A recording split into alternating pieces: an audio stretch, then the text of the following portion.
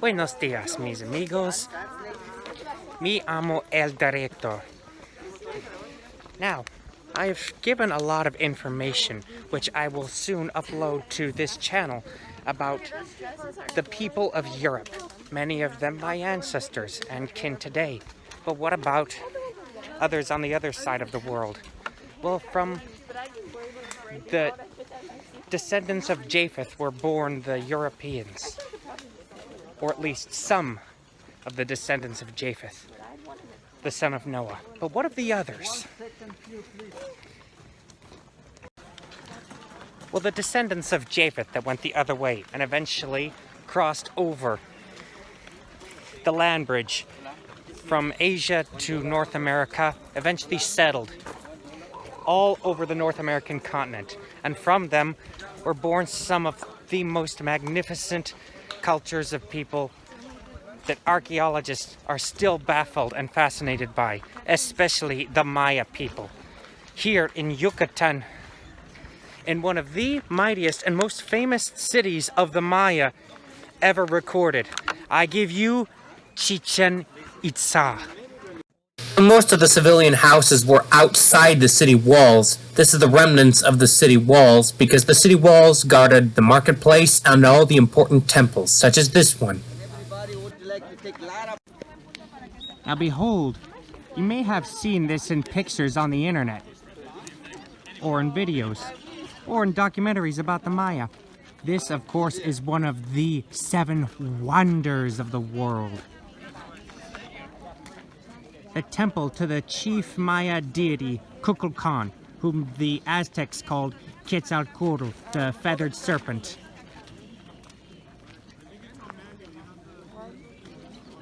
And it has 4 flights of stairs, or 4 sets of stairs, all leading to the top. Now, including the temple at the top, it all makes 365 official steps, one for each day of the year. They were able to tell the days and seasons of the year, despite the fact that they lived in a tropical climate where it's practically summer all year.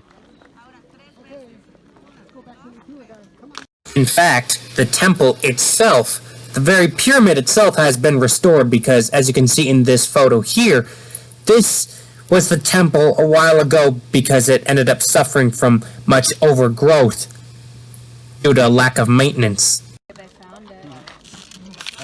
In fact, this is not even the original pyramid.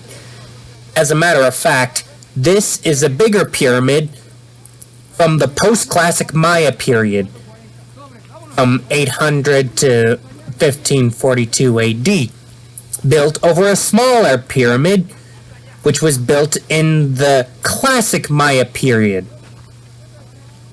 Another fun fact about the temple. Inside the temple, they had some sort of stalactite, possibly hollowed out, built to represent the deity Quetzalcoatl, and if you were to clap, it would give some sort of an echo like the sound of a bird. Listen to this.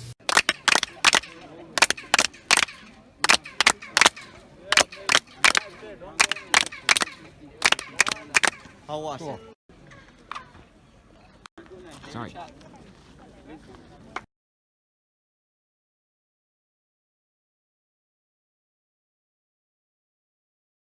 Well, the pyramid on the inside represents the religious calendar. This pyramid on the outside represents the Earth year calendar. That's right, for the 365 days and the seasons, because during the fall and the spring equinox, you can catch the sunlight basically forming a snake's body down to the snake heads at the bottom of this great pyramid. This is not just a pyramid, this is a work of art. I did not take this photo myself, but I had to give you a perfect example of this. As you can see, with the shadows and the sunlight, you can see the sunlight forming a slithering snake's body. Clever, isn't it? As I said earlier, that this temple was dedicated to Kukulkan. There you can see some of the snake statues right there. An image of their chief deity.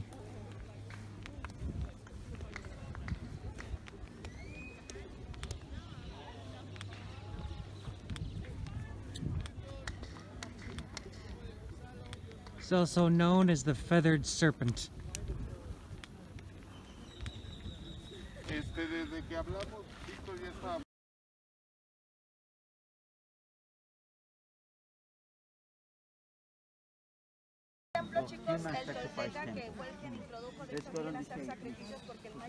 This was the Temple of the Warriors. This is where they did the human sacrifices. Not here, here. Not here, here.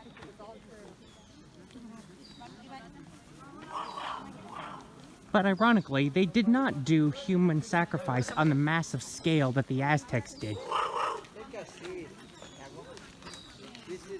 Based on this picture you see here, this shows where the sun would shine, and it would directly shine on the heart torn out from the sacrificial victim. Which was ironically a practice which was influenced by the Aztecs. When I do my video. For your video. What you see here, outside of the Temple of the Warriors, was the old marketplace where they traded a lot of their goods such as jade, chocolate, and some of the wealthy merchants even traded gold, which was predominantly used among the priests for religious purposes.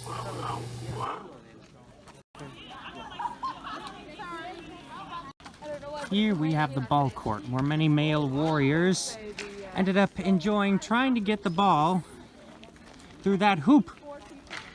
Okay, maybe it was not so much enjoyable, because at the end of the game, some of the warriors were sacrificed.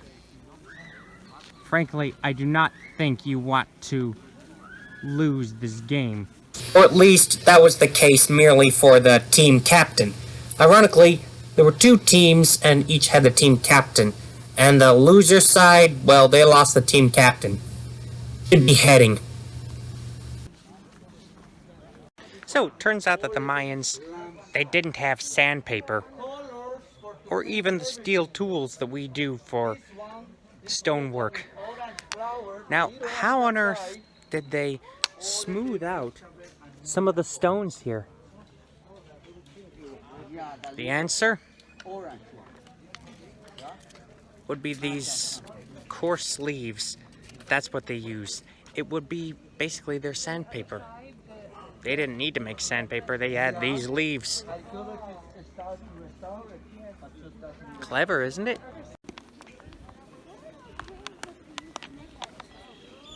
It's a flute. That's a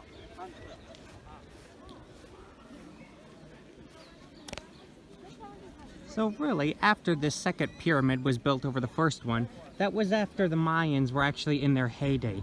And the people they had ethnically mixed with were the Toltecs, the ones who introduced the human sacrifice to them. And by the time the Spanish arrived, they were only in a shadow of their former glory.